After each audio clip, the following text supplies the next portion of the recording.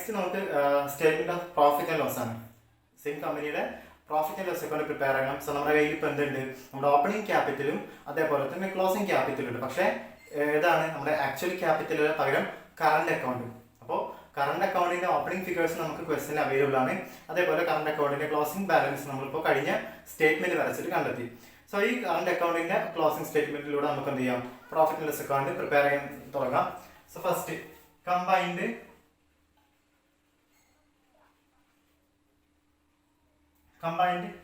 current account.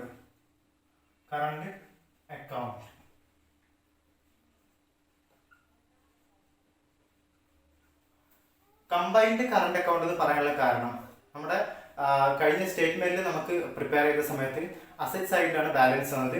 വന്ന balance 39 rupees ആയിരുന്നു. നമ്മൾ എന്ത് ചെയ്തു, കറണ്ട് അക്കൗണ്ട് എന്ന് പറഞ്ഞ് കാണിച്ചു. പക്ഷേ ഈ 39 എ എന്ന പേഴ്സന്റെ ആണോ, ബി എന്ന ആളുടെ ആണോ, സി എന്ന ആളുടെ ആണോ നമുക്ക് അറിയില്ല. എല്ലാം കൂടി മിക്സ്ഡ് ആണ്, എല്ലാവരുടെയും കൂടിയാണ് ആ ഒരു എമൗണ്ട് 39. സോ നമുക്ക് ഒരു സ്പെസിഫിക് ആയിട്ട് വ്യക്തിയുടെ എന്ന് പറയാൻ കഴിയാത്തതുകൊണ്ട് നമ്മൾ കമ്പൈൻഡ് എന്ന് പറയാണ്. സോ കമ്പൈൻഡ് കറണ്ട് അക്കൗണ്ട് ഉണ്ട്. അത് നമ്മുടെ കയ്യിൽ എത്ര കിട്ടിയത്, 39. ഈ 39 ഞാൻ മൈനസ് ഫിഗർ ആയിട്ട് കാണിക്കുന്നത്, -39. കാരണം സാധാരണ കേസിൽ ക്യാപിറ്റൽ വരുന്നത് ഈ സൈഡിലാണ്, ബാലൻസ് ഷീറ്റിന്റെ ലയബിലിറ്റി സൈഡിലാണ് വരുന്നതല്ലേ. നമുക്കിവിടെ ക്യാപിറ്റലിന്റെ അതേ സ്വഭാവം അല്ലെങ്കിൽ അതേ യൂസേജാണ് നമുക്ക് ഇവിടെ എന്തുള്ളത്, കറണ്ട് അക്കൗണ്ടിന്റെ പർപ്പസ് ഉള്ളത്. അതുകൊണ്ട് പക്ഷെ ഈ ഒരു കറണ്ട് അക്കൗണ്ട് ബാലൻസ് നമുക്ക് വന്നത് അസറ്റ് സൈഡിലാണ്. നമ്മുടെ ലയബിലിറ്റി സൈഡാണ് നമ്മുടെ കറണ്ട് അക്കൗണ്ടിന്റെ എക്സാക്ട് പൊസിഷൻ, പക്ഷെ വന്നിട്ടുള്ളത് അവിടെയാണ് നമ്മുടെ അസറ്റ് സൈഡിലാണ്. സോ കറണ്ട് അക്കൗണ്ട് നമുക്ക് കിട്ടിയ ബാലൻസ് ലയബിലിറ്റി സൈഡിലായിരുന്നു എങ്കിൽ നേരിട്ട് എന്ത് ചെയ്യാം, ആ ഫിഗർ ചെയ്തായിരുന്നു. പക്ഷെ അത് വന്നത് അസറ്റ് സൈഡിലായതുകൊണ്ട് നമുക്ക് എന്ത് ചെയ്യാം, അതിന്റെ എമൗണ്ടിന് നമ്മൾ മൈനസ് ഫിഗർ ആയിട്ടാണ് കാണിക്കുന്നത്. ഇനി നെക്സ്റ്റ്, സോ നമ്മുടെ ക്ലോസിംഗ് ക്യാപിറ്റൽ എന്നുള്ള രീതിയിൽ നമ്മൾ എന്ത് ചെയ്തു, കമ്പൈൻഡ് കറണ്ട് അക്കൗണ്ട് കാണിച്ചിട്ടുണ്ട് 39 -39. നെക്സ്റ്റ് എന്താണ്, ആഡ് ഡ്രോയിങ്സ്. ക്വസ്റ്റ്യൻ നമുക്ക് ഡ്രോയിങ്സ് തന്നിട്ടുണ്ട്, നമ്മുടെ പാരഗ്രാഫിൽ നോക്കിയാൽ കാണാൻ കഴിയും. Drawings add. ഡ്രോയിങ്സും മൂന്നാളുടെ എമൗണ്ട് സെപ്പറേറ്റ് തന്നിട്ടുണ്ട്. ആദ്യം A, then B and C. So first A, B and C. A withdraw ചെയ്തിട്ടുള്ളത് 1400, ദെൻ 1000, നെക്സ്റ്റ് 650. സോ ഈ രീതിയിലാണ് ആ വർഷം ഡ്രോയിങ്സ് നടന്നിട്ടുള്ളത്. 1000, 1400, ദെൻ 650, ടോട്ടൽ 3050 രൂപ. 3050 രൂപ. ദെൻ പഴയ പോലെ തന്നെ നമുക്ക് ആഡ് ചെയ്യണം. ആഡ് ചെയ്യുമ്പോൾ 3015 നമുക്ക് എന്ത് ചെയ്യാം, 39 ലെസ് ചെയ്യാം. ഇത് 3011. സോ നമ്മുടെ ഡ്രോയിങ്സ് ആഡ് ചെയ്താൽ കിട്ടുന്ന ഫിഗർ ആണ് 3011.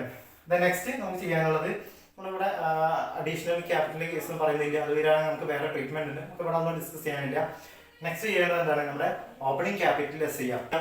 നമ്മുടെ ഓപ്പണിംഗ് ക്യാപിറ്റൽ അഥവാ ഓപ്പണിംഗ് കറണ്ട് അക്കൗണ്ട് മൈനസ് ചെയ്യാം. നമ്മുടെ ക്ലോസിംഗ് കറണ്ട് അക്കൗണ്ടിനോട് കൂടി ഡ്രോയിങ്സ് ആഡ് ചെയ്തു.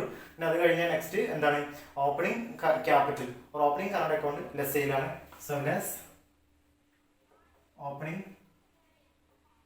Current account. Opening current account നമുക്ക് 3 ആളുകളുണ്ട്, എ, ബി ആൻഡ് സി. നമുക്ക് ആ 3 ആളുടെ എമൗണ്ട് നമുക്ക് പ്രസന്റ് ആദ്യം തന്നിട്ടുണ്ട്.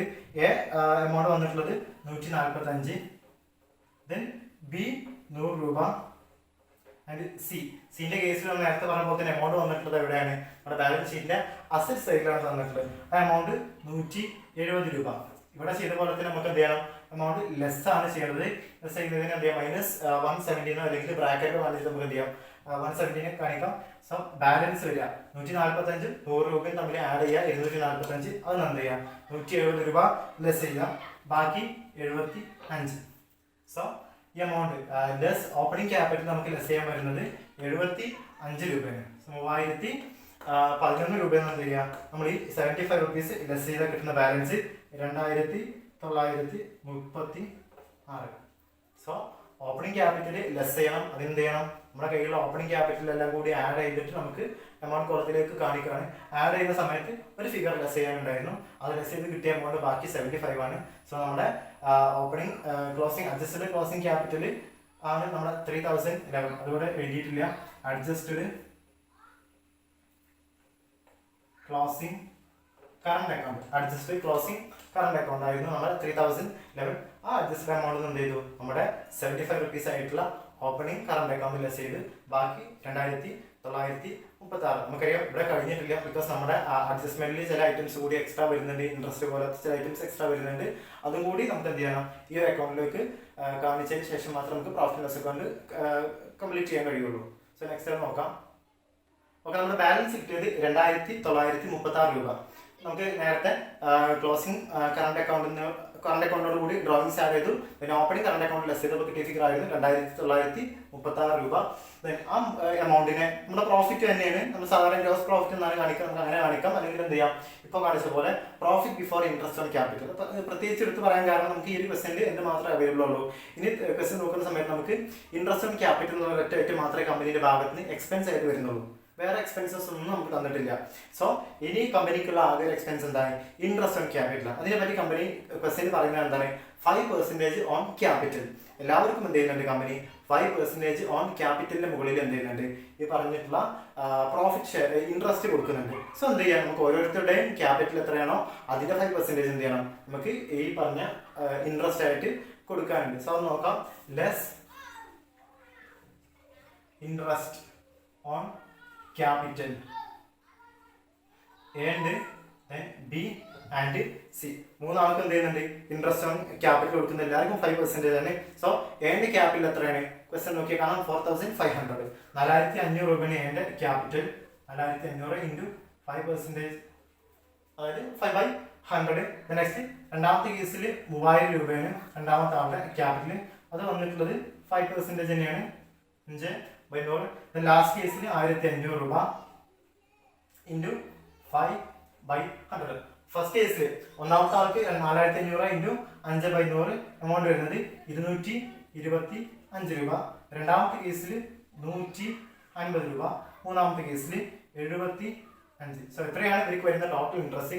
ഇതെല്ലാം കൂടി ആഡ് ചെയ്യുമ്പോൾ നമുക്ക് 450 രൂപ. ഇത്രയാണ് കമ്പനിക്കുള്ള നെക്സ്റ്റ് എക്സ്പെൻസ്, അല്ലെങ്കിൽ ഇനിയുള്ള ഒരു എക്സ്പെൻസ് എത്രയാണ്, 450 രൂപ.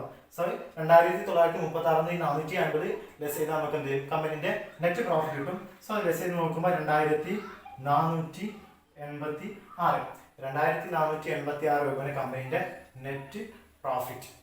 ഇനി നെറ്റ് പ്രോഫിറ്റ് എന്നുള്ള കമ്പനിയിൽ ഒരൊറ്റ ആൾ മാത്രമല്ല, നമുക്കറിയാം എ, ബി ആൻഡ് സി എന്നുള്ള 3 പാർട്ട്നേഴ്സ് ഉണ്ട്. സോ എന്ത് ചെയ്യണം, പ്രോഫിറ്റ് ആൻഡ് ലോസ് അക്കൗണ്ട് നമ്മൾ കംപ്ലീറ്റ് ചെയ്യുന്നതിന് മുമ്പ് അല്ലെങ്കിൽ കൺക്ലൂഡ് ചെയ്യുന്നതിന് മുമ്പ് എന്ത് ചെയ്യണം, ഈ 2486 രൂപ എന്നുള്ള എമൗണ്ടിന് എന്ത് ചെയ്യണം, 3 ആൾക്കും നമ്മൾ വീതിക്കണം. അപ്പൊ ഇവർക്ക് കമ്പനിയുടെ ലാഭത്തിന്റെ ഷെയർ ഏത് രീതിയിലാണ് നമ്മൾ കൊടുക്കുന്നത്, അല്ലെങ്കിൽ ഏത് രീതിയിലാണ് ഡിസ്ട്രിബ്യൂട്ട് ചെയ്യേണ്ടത് എന്നൊക്കെ ക്വസ്റ്റ്യനിൽ പറഞ്ഞിട്ടുണ്ട്. സോ അത് പ്രകാരം എന്ത് ചെയ്യാം, അവരുടെ ലാഭവിഹിതം അല്ലെങ്കിൽ ഓരോരുത്തരുടെ ലാഭവിഹിതം എത്രയാണെന്ന് വെച്ചാൽ നമുക്ക് കാണിക്കാം. So profit share of profit, നമ്മുടെ നെറ്റ് പ്രോഫിറ്റ് ആണ് കിട്ടിയിട്ടുള്ളത്. Net profit 2486. Then share of profit A, B and C 2486 രൂപയാണ് ടോട്ടൽ പ്രോഫിറ്റ്. നോക്കാം, ഓരോരുത്തർക്കും കൊടുക്കുന്ന ഷെയർ ഓഫ് പ്രോഫിറ്റ് എത്രയാണ് ക്വസ്റ്റ്യൻ പറഞ്ഞിട്ടുണ്ട്. എ എന്നുള്ള മെമ്പർക്ക് കൊടുക്കുന്നത് 1/2, അതായത് ഹാഫ്. ടോട്ടൽ പ്രോഫിറ്റിന്റെ 50% എന്ത് ചെയ്യുന്നുണ്ട്, നമ്മൾ ഒന്നാമത്തെ ഷെയർ ഹോൾഡർക്ക് കൊടുക്കുന്നുണ്ട്. രണ്ടാമത്തെ ആൾക്ക് 1/3, മൂന്നാമത്തെ ആൾക്ക് 1/6. സോ ഫസ്റ്റ് 1/3 ഇൻറ്റു 1/3, ദെൻ 1/3, മൂന്നാമത്തെ ആൾക്ക് 1/6. ഈ പ്രൊപ്പോർഷനിലാണ് എന്ത് ചെയ്യുന്നത്, കമ്പനിയുടെ ഷെയർ ഡിസ്ട്രിബ്യൂട്ട് ചെയ്യുന്നത്. ഓക്കെ, എമൗണ്ടുകൾ ആദ്യത്തെ കേസിൽ ഹാഫ് ഉണ്ട്. ഒന്നാമത്തെ ആൾക്ക് കമ്പനിയുടെ ടോട്ടൽ ഷെയറിൽ 50% അഥവാ 1/2 വരുന്നത് 1243. ഒന്നാമത്തെ ആൾക്കുള്ള ലാഭത്തിന്റെ വിഹിതം 1243. രണ്ടാമത്തെ ആൾക്ക് 828, മൂന്നാമത്തെ ആൾക്ക് 415. ഇത്രയും കൂടി ചെയ്താലാണ് നമ്മൾ എന്ത്, നമ്മുടെ പ്രോഫിറ്റ് ലോസ് ക്ലോസ് ചെയ്യേണ്ടത്. സോ ഓരോരുത്തരുടെ പ്രോഫിറ്റ് ഷെയർ എത്രയാണ് ക്വസ്റ്റ്യൻ നമ്മളോട് പറയും, എത്ര പ്രൊപ്പോർഷൻ ആണോ ആ പ്രൊപ്പോർഷനിൽ തന്നെ എന്ത് ചെയ്യണം, ആ പ്രോഫിറ്റിനെ ടോട്ടൽ പ്രോഫിറ്റിനെ അവർക്ക് വീതിച്ചു കൊടുക്കുക. ഇത് അതേപോലെ തന്നെ എന്ത് ചെയ്യാം, നമുക്ക് നെക്സ്റ്റ് സ്റ്റേറ്റ്മെന്റ് ഓഫ് അഫയേഴ്സിലും കാണിക്കാം. ടോട്ടൽ പ്രോഫിറ്റ് കാണിക്കുന്നതിന് പകരം എന്ത് ചെയ്യേണ്ടി വരും, നമുക്ക് ഈ പ്രോഫിറ്റിനെ ഈ സ്പ്ലിറ്റ് ചെയ്ത രീതിയിൽ ഓരോരുത്തർക്കും അപ്പോർഷൻ ചെയ്ത് കൊടുത്ത്, അല്ലെങ്കിൽ പ്രൊപ്പോർഷനേറ്റ്ലി എത്രയാണോ നമ്മൾ കൊടുത്തിട്ടുള്ളത് അത് അതേപോലെ നമുക്ക് എന്ത് ചെയ്യാം, ഡിഫറെന്റ് ഇൻഡിവിജ്വൽ ബേസിൽ നമുക്ക് അത് സ്റ്റേറ്റ്മെന്റ് ഓഫ് അഫയേഴ്സിൽ കാണിക്കാം. ഇത്രയാണ് നമ്മുടെ profit and loss account. Okay, then last നമുക്ക് സ്റ്റേറ്റ്മെന്റ് ഓഫ് അഫയേഴ്സ്, നമ്മുടെ ബാലൻസ് ഷീറ്റ് ആണ് സ്റ്റേറ്റ്മെന്റ് ഓഫ് അഫയേഴ്സ്. ക്വസ്റ്റ്യനിൽ ഐറ്റംസ് ഒക്കെ തന്നിട്ടുണ്ട്, ക്ലോസിംഗ് ബാലൻസുകൾ എത്രയാണ് ക്വസ്റ്റ്യനിൽ തന്നിട്ടുണ്ട്. അത് പ്രകാരം നമുക്ക് എന്ത് ചെയ്യാം, കമ്പനിയുടെ സ്റ്റേറ്റ്മെന്റ് ഓഫ് അഫയേഴ്സ് തുടങ്ങാം. ഫസ്റ്റ് അസറ്റ് സൈഡിലാണ് ഞാൻ എഴുതുന്നത്. ആദ്യം ക്യാഷ്, ക്യാഷ് നമ്മൾ മുൻപ് ക്ലോസിംഗ് സ്റ്റേറ്റ്മെന്റ് ഓഫ് അഫയേഴ്സ് നമ്മുടെ ക്ലോസിംഗ് ക്യാപിറ്റൽ അഥവാ ക്ലോസിംഗ് കറണ്ട് അക്കൗണ്ട് ചെയ്യുന്ന സമയത്ത് നമ്മൾ കാണിച്ച ഫിഗേഴ്സ് തന്നെയാണ്. സോ അത് നോക്കിയിട്ട് വേണമെങ്കിൽ എഴുതാം. സോ ആ എമൗണ്ട് അവിടെ എത്രയാണ് നമ്മൾ കാണിച്ചിട്ടുള്ളത്, അല്ലെങ്കിൽ ക്വസ്റ്റ്യൻ എന്തുണ്ട്, ക്വസ്റ്റിന്റെ താഴെ പാരഗ്രാഫിൽ പറയുന്നുണ്ട് ഓരോന്നിന്റെയും ക്ലോസിംഗ് ക്യാപിറ്റൽ അല്ലെങ്കിൽ closing balances. So cash opening separate ഉണ്ട്, ക്ലോസിംഗ് ഉണ്ട്. ആ ക്ലോസിംഗ് എമൗണ്ടുകളാണ് നമുക്ക് വേണ്ടത്. ക്ലോസിംഗ് ക്യാഷ് വന്നിട്ടുള്ളത് 3200 രൂപ. സോ ഫസ്റ്റ് ക്യാഷ് ആണുള്ളത് 3200 രൂപ. നെക്സ്റ്റ് ഡെപ്റ്റേഴ്സ് ഉണ്ട്. ഡെപ്റ്റേഴ്സ് 4025 രൂപ. നെക്സ്റ്റ് അഡ്വാൻസ് പേയ്മെന്റ് ഉണ്ട്. അഡ്വാൻസ് പേയ്മെന്റ് 25 രൂപ മാത്രമേ ഉള്ളൂ. നെക്സ്റ്റ് സ്റ്റോക്ക് ഉണ്ട്. സ്റ്റോക്കിൽ ചേഞ്ചസ് ഉണ്ട്. സ്റ്റോക്ക് വന്നിട്ടുള്ളത് 5900. സ്റ്റോക്ക് 5900 ഉണ്ട്. നെക്സ്റ്റ് ഫിക്ചേഴ്സും അതേപോലെ മെഷീനറി ഉണ്ട്. ഇതിന്റെ രണ്ടിന് കേസിൽ ഡിപ്രീസിയേഷൻ ഉണ്ട്. സോ ആ ഡിപ്രീസിയേഷൻ നമുക്ക് ഇവിടെ കാണിക്കേണ്ടതുണ്ട്. എത്രയാണോ നമ്മുടെ പ്രീവിയസ് എമൗണ്ട്. അപ്പോൾ ഫിക്ചേഴ്സിന്റെ കേസിൽ നമുക്ക് പ്രീവിയസ് ഇയർ അഥവാ ഓപ്പണിംഗ് എമൗണ്ട് വന്നിട്ടുള്ളത് 600 രൂപ. അതേപോലെ തന്നെ മെഷീനറി കേസിൽ 1440 രൂപ. ഫിക്ചേഴ്സിന്റെ മോഡലിൽ 7.5% ഡിപ്രീസിയേഷനും നമ്മുടെ മെഷീനറിന്റെ മോഡലിൽ നമുക്ക് 10% ഡിപ്രീസിയേഷൻ ഉണ്ട്. സോ എന്ത് ചെയ്യാം, ആദ്യം ഫിക്സഡ് എത്രയാണ്, ടോട്ടൽ എമൗണ്ട് 600 രൂപയാണ്. 600ന്റെ എത്ര പെർസെന്റേജ് ലെസ് ചെയ്യണം, 600 മൈനസ് 7.5%. 7.5%. നമുക്ക് ഫിക്ചേഴ്സ് ടോട്ടൽ 600 രൂപയാണുള്ളത്. അതിന്റെ 7.5% എന്താണ് ഡിപ്രീസിയേഷൻ ആയിട്ട് വന്നിട്ടുണ്ട്. അത് മൈനസ് ചെയ്യുക. ബാക്കി എമൗണ്ട് മാത്രം എന്ത് ചെയ്താൽ മതി, നമ്മൾ എമൗണ്ട് എഴുതിയാൽ മതി. 555. ടോട്ടൽ എമൗണ്ട് 600, അതിന് 7% ബാക്കി 585. നെക്സ്റ്റ് മെഷീനറി ആണ്. മെഷീനറിന്റെ കേസിൽ എന്തുണ്ട്, ഡിപ്രീസിയേഷൻ ഉണ്ട്. 1440 രൂപ ഉണ്ട്. അതിൽ എത്ര പോകണം, 10% മൈനസ് ചെയ്യാം. സോ 1440 10% മൈനസ് ചെയ്താൽ ബാക്കി 1296. 1296 രൂപയാണ് എന്തുള്ളത് നമ്മുടെ മെഷീനറി ഉള്ളത്. ഇനിയുള്ളത് നമ്മുടെ ക്വസ്റ്റ്യനിലുള്ള ഒരു ഐറ്റമാണ് കറണ്ട് അക്കൗണ്ട് അല്ലെ. നമ്മുടെ കറണ്ട് അക്കൗണ്ട് എന്ന് വെച്ചാൽ എന്താണെന്നൊക്കെ ഡീറ്റെയിൽ ആയിട്ട് പറഞ്ഞിട്ടുണ്ട്. നമ്മുടെ ഡെബിറ്റ് സൈഡിലും ക്രെഡിറ്റ് സൈഡിലും നമുക്ക് എന്തുണ്ട്, കറണ്ട് അക്കൗണ്ട് വന്നിട്ടുണ്ട്. ക്രെഡിറ്റ് സൈഡിലുള്ള കറണ്ട് അക്കൗണ്ട് ആരുടെയാണ്, ക്രെഡിറ്റ് സൈഡില് സി എന്നുള്ള വ്യക്തി അല്ലെ. സി എന്നുള്ള എ ബി ആൻഡ് സി എന്നുള്ള പാർട്ട്ണറുടെ എന്ത് നമ്മുടെ കറണ്ട് അക്കൗണ്ട് അസറ്റിൽ വന്നിട്ടുള്ളത്. അവിടെ എത്രയാണ്, ക്വസ്റ്റ്യൻ നമ്മൾ തന്ന എമൗണ്ട് കറണ്ട് അക്കൗണ്ട് സിന്റെ ഓപ്പണിംഗ് തന്നിട്ടുള്ളത് 170 രൂപയാണ്. 170 രൂപ അല്ല. അതായത് ഈ 170 രൂപ എന്ന് വെച്ചാൽ എന്താണ്, സാധാരണ കറണ്ട് അക്കൗണ്ട് ഉദ്ദേശിക്കുന്നത് കമ്പനി എന്താണ് അതിലെ ഷെയർ ഹോൾഡേഴ്സിന് കൊടുക്കാനുള്ള ക്യാഷ്, അത് ലാഭത്തിന്റെ വീതം, മറ്റ് ഇൻട്രസ്റ്റുകൾ, മറ്റ് പേയ്മെന്റുകൾ, കമ്മീഷൻ ചാർജസ് ഒക്കെ ആയിരിക്കും. എന്നാൽ സിന്റെ കേസിൽ നമ്മളോട് കഴിഞ്ഞ വർഷം സി എന്താണ് 170 രൂപ കമ്പനിയിലേക്ക് കൊടുക്കാനുണ്ട്. ഇതൊരു പക്ഷെ നമ്മൾ ഡ്രോയിങ്സിനൊക്കെ കേസ് പറയുന്നുണ്ട് അല്ലെ. ഈ ഡ്രോയിങ്സിന്റെ സമയത്ത് എന്താണ് സി ഒരു പക്ഷെ അധികം എമൗണ്ട് പിൻവലിച്ചിട്ടുണ്ടായിരിക്കാം. അപ്പൊ എന്ത് ചെയ്യാണ്, 170 രൂപ ഇനി ഇയാൾ എന്ത് ചെയ്യാണ് കമ്പനിയിലേക്ക് കൊടുക്കാനുണ്ട്. സോ 170. ഇനി ഈ വർഷം കുറച്ച് ചില കാര്യങ്ങൾ നമ്മൾ എന്ത് ചെയ്യുന്നുണ്ട്, ഈ പറഞ്ഞ സിക്ക് കൊടുക്കുന്നുണ്ട് അല്ലെ. ഏതൊക്കെയാണ് കാര്യങ്ങൾ, അതായത് നമ്മൾ ഇൻട്രസ്റ്റ് ഓൺ ക്യാപിറ്റലിന്റെ കേസ് പറഞ്ഞു, അതേപോലെ തന്നെ ലാഭത്തിന്റെ കേസും പറഞ്ഞു അല്ലെ. നമ്മൾ പറഞ്ഞു ഒരു വർഷം 5% വീതം നമ്മൾ എന്ത് ചെയ്യുന്നുണ്ട്, എല്ലാ ഷെയർ ഹോൾഡേഴ്സിനും എന്ത് കൊടുക്കുന്നുണ്ട്, നമ്മൾ ഇൻട്രസ്റ്റ് കൊടുക്കുന്നുണ്ട് എന്ന് പറഞ്ഞു. അവിടെ ഇൻട്രസ്റ്റ് എമൗണ്ട് നമ്മളോട് പറഞ്ഞത് 75 രൂപ അല്ലെ. 5% നോക്കുമ്പോൾ നമ്മുടെ സിക്ക് കൊടുക്കാനുള്ളത് 75 രൂപയാണ്. അതേപോലെ തന്നെ പ്രോഫിറ്റ് ഉണ്ടായിരുന്നു അല്ലെ. ടോട്ടൽ 2400 സംതിങ്ങിന്റെ പ്രോഫിറ്റ് 415 രൂപ നമ്മൾ ആർക്ക് കൊടുക്കാനുണ്ട്, സി കൊടുക്കാനുണ്ട്. സോ 170 രൂപയാണ് എന്ത് കഴിഞ്ഞ വർഷം ഇയാൾ കമ്പനിയിലേക്ക് കൊടുക്കാനുണ്ട്. ഇത് മാത്രമാണോ ഉള്ളത്, അല്ല. നമ്മുടെ ക്വസ്റ്റ്യൻ ഒന്ന് ഡീറ്റെയിൽ ആയിട്ട് നോക്കിയാൽ ഈ വർഷം എന്ത് സംഭവിച്ചിട്ടുണ്ട്, ഡ്രോയിങ്സ് സംഭവിച്ചിട്ടുണ്ട് അല്ലെ.